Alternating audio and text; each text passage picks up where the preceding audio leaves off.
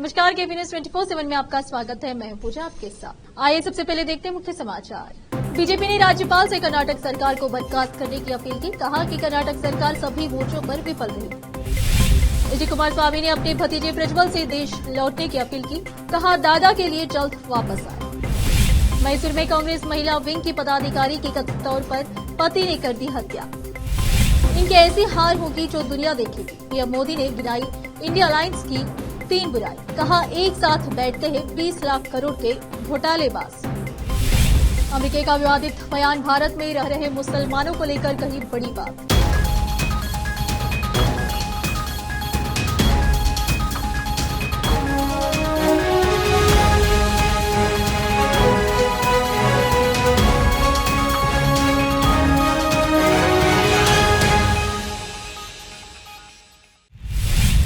अब समाचार विस्तार से। कर्नाटक की सत्तारूढ़ कांग्रेस सरकार की पहली वर्षगांठ पूरी होने पर विपक्ष के नेता आर अशोक ने सोमवार को राज्यपाल थावरचंद गहलोत से सभी मोर्चों पर विफल होने के लिए सरकार को बर्खास्त करने की मांग की। राज्य भाजपा कार्यालय में भाजपा की राज्य इकाई के अध्यक्ष बीवाई विजेंद्र के साथ एक संयुक्त संवाददाता सम्मेलन को संबोधित करते हुए अशोक ने आरोप लगाया कि सरकार ने पिछले 1 साल में राज्य भर में महिलाओं, गरीबों और किसानों के लिए केवल दुख ही लाए हैं। मुख्यमंत्री सिद्धरामैया समेत कांग्रेस नेता अपनी आधी अधूरी गारंटी योजनाओं के बारे में बड़े बड़े दावे करते नहीं थकते। महिलाओं पर बढ़ते हमलों को देखते हुए हम सुरक्षित रूप से यह निष्कर्ष निकाल सकते कि महिलाओं के घर लौटने की कोई गारंटी नहीं है। कर्नाटक की राजनीति में हलचल मची हुई है। कई महिलाओं से यौन शोषण के आरोप झेल रहे पूर्व प्रधानमंत्री एचडी देवेगौड़ा के पोते प्रज्वल रेवन्ना की मुश्किलें बढ़ती ही जा रही है। मामले में आरोप प्रत्यारोप का दौर बढ़ता ही जा रहा है। इस बीच जेडीएस नेता एचडी कुमारस्वामी ने अपने भतीजे और फरार चल रहे हासन सांसद प्रज्वल रेवन्ना से देश लौटने और पुलिस जांच में सहयोग करने की अपील की है। बता दें कि प्रज्वल 27 अप्रैल को देश छोड़कर जर्मनी चले गए थे। वहां यौन शोषण के कई आरोपों को लेकर एसआईटी जांच का सामना कर रहे हैं। एचडी कुमारस्वामी ने अपने भतीजे से कहा, आप जहां भी है वापस आए और जांच का सामना करें। मैं आपसे अनुरोध करता हूं कि इससे बचे नहीं। अगर आपने कुछ गलत नहीं किया है तो आप क्यों डरते हैं? आपको इस स्थिति का सामना करना होगा। मैसूर जिला कांग्रेस कमेटी महिला विंग शहर महासचिव की सोमवार रात बनूरू पुलिस स्टेशन की सीमा में टी नरसीपुर तालुका मैसूर जिले के तुरगनूर में उनके पति द्वारा कथित तौर पर हत्या कर दी गई है। मृतक विद्या श्रीरामपुरा की निवासी थी। उसके पति नंदीश ने कथित तौर पर सोमवार रात को मौखिक द्वंद्व के बाद छुरी से वार करके उसकी हत्या कर दी। घटना के बाद आरोपी फरार हो गया। बताया जा रहा है कि यह घटना पारिवारिक विवाद के कारण घटी है। हालांकि पुलिस के मुताबिक सटीक कारण अभी तक पता नहीं चल पाया है। मुख्यमंत्री सिद्धरामैया ने कहा है कि राज्य में कानून व्यवस्था की स्थिति नियंत्रण में है। केवल हुबली और धारवाड़ में हुई हत्याओं को देखकर किसी को इस नतीजे पर नहीं पहुंचना चाहिए कि राज्य में कानून व्यवस्था चरमरा गई है। राज्य में स्थिति नियंत्रण में है। सिद्धरामैया ने सोमवार को यहां एक संवाददाता सम्मेलन में कहा।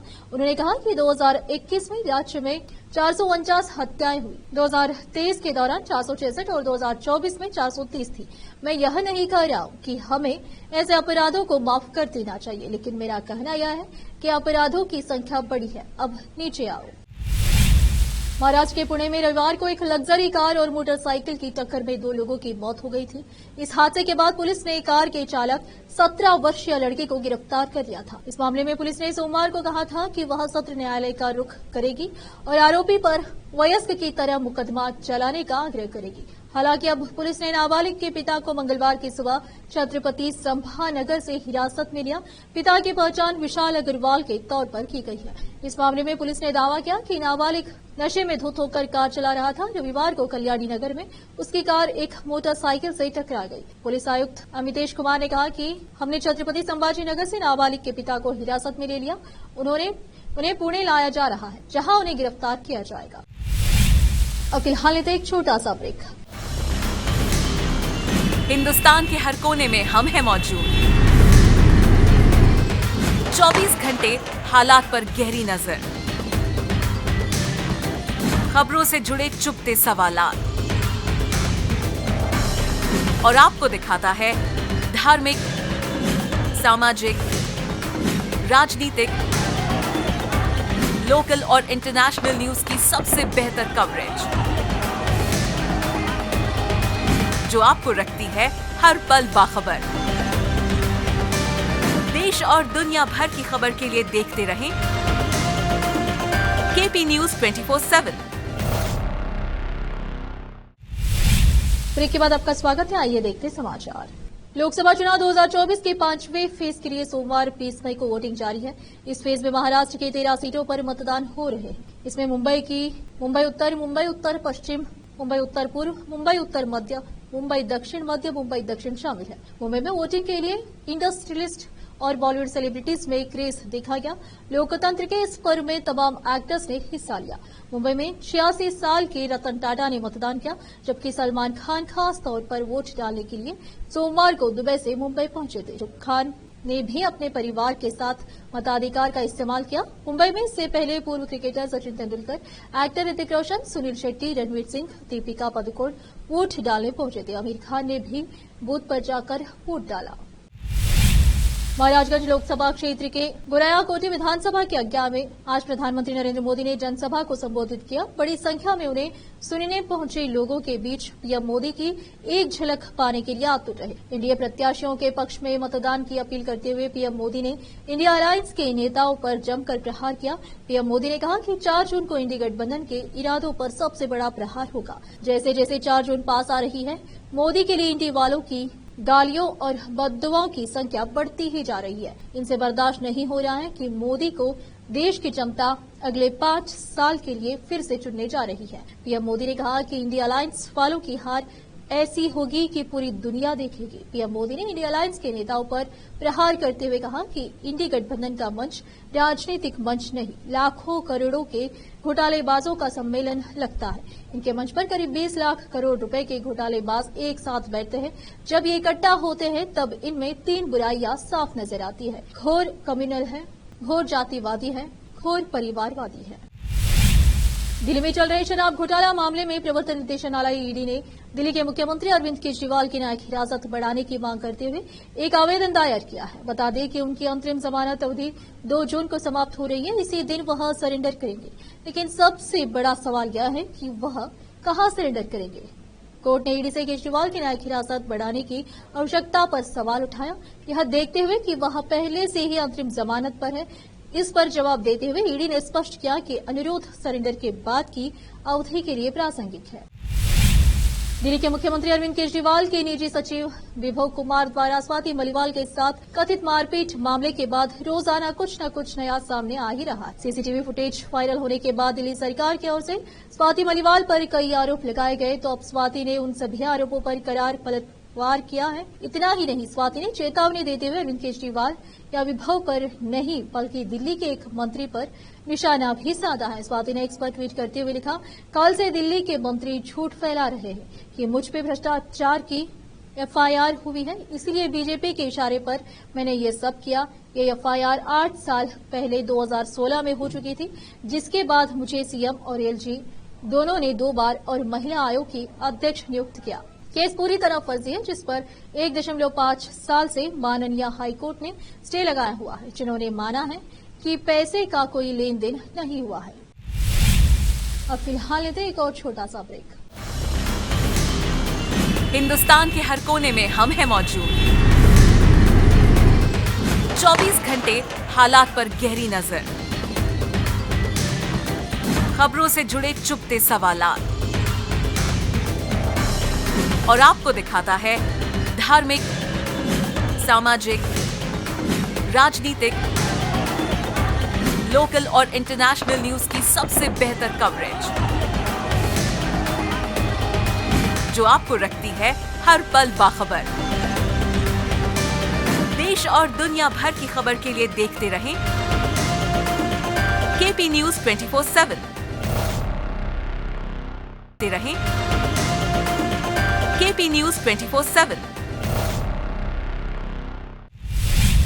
ब्रेक के बाद आपका स्वागत है। आइए देखते हैं समाचार। दिल्ली आबकारी नीति से जुड़े मनी लॉन्ड्रिंग केस में मनीष सिसोदिया को राहत नहीं मिली है। राउज एवेन्यू कोर्ट ने पूर्व डिप्टी सीएम मनीष सिसोदिया की न्यायिक हिरासत 31 मई तक बढ़ा दी है। दिल्ली के कथित शराब घोटाले में जांच कर रही सीबीआई ने मनीष सिसोदिया को पिछले साल फरवरी में गिरफ्तार किया था। इस मामले में मनी लॉन्ड्रिंग की जांच ईडी कर रही है। सिसोदिया की न्यायिक हिरासत बुधवार को खत्म हो रही थी। ऐसे में उन्हें राउज एवेन्यू कोर्ट में वर्चुअली पेश किया गया। कोर्ट के जज कावेरी बावेजा ने हिरासत बढ़ाने का आदेश पारित किया। दिल्ली आबकारी नीति से जुड़े मनी लॉन्ड्रिंग केस में मनीष सिसोदिया को राहत नहीं मिली है। राउज एवेन्यू कोर्ट ने पूर्व डिप्टी सीएम मनीष सिसोदिया की न्यायिक हिरासत 31 मई तक बढ़ा दी है। दिल्ली के कथित शराब घोटाले में जांच कर रही सीबीआई ने मनीष सिसोदिया को पिछले साल फरवरी में गिरफ्तार किया था। इस मामले में मनी लॉन्ड्रिंग की जांच ईडी कर रही है। सिसोदिया की न्यायिक हिरासत बुधवार को खत्म हो रही थी। ऐसे में उन्हें राउज एवेन्यू कोर्ट में वर्चुअली पेश किया गया। कोर्ट के जज कावेरी बावेजा ने हिरासत बढ़ाने का आदेश पारित किया। प्रधानमंत्री के आर्थिक सलाहकार परिषद की एक रिपोर्ट में दावा किया गया था कि भारत में मुस्लिमों की आबादी बढ़ी है, लेकिन अमेरिका फिर भी धार्मिक स्वतंत्रता को लेकर भारत पर सवाल उठा रहा है।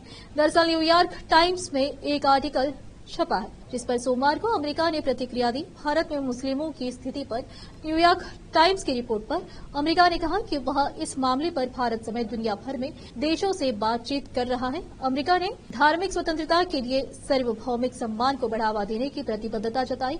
अमेरिकी विदेश विभाग के प्रवक्ता मैथ्यू मिलर ने कहा कि हम दुनिया भर में सभी के धर्म की स्वतंत्रता के अधिकार की रक्षा के लिए प्रतिबद्ध है। मिलर ने कहा कि प्रधानमंत्री नरेंद्र मोदी के सत्ता में आने के बाद से भारत में धर्मनिरपेक्षता ढांचा और मजबूत लोकतंत्र कमजोर हुआ है। प्रकाशित रिपोर्ट में दावा किया गया कि भारत में मुस्लिम परिवार पीड़ा और अलगाव से जूझ रहा है।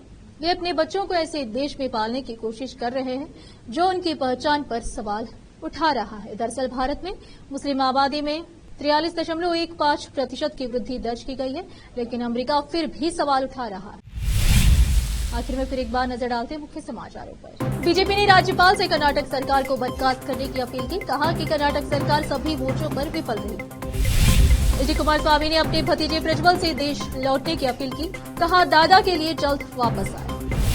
मैसूर में कांग्रेस महिला विंग की पदाधिकारी की कथित तौर पर पति ने कर दी हत्या।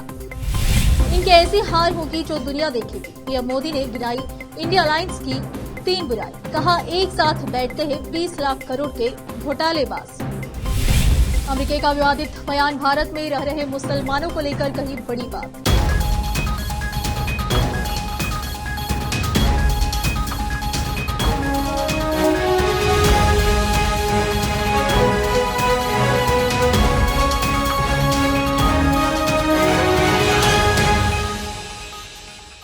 केपी न्यूज में इतना ही। देश प्रदेश के समाचारों के लिए देखते रहिए आपका अपना चैनल केपी न्यूज 24/7।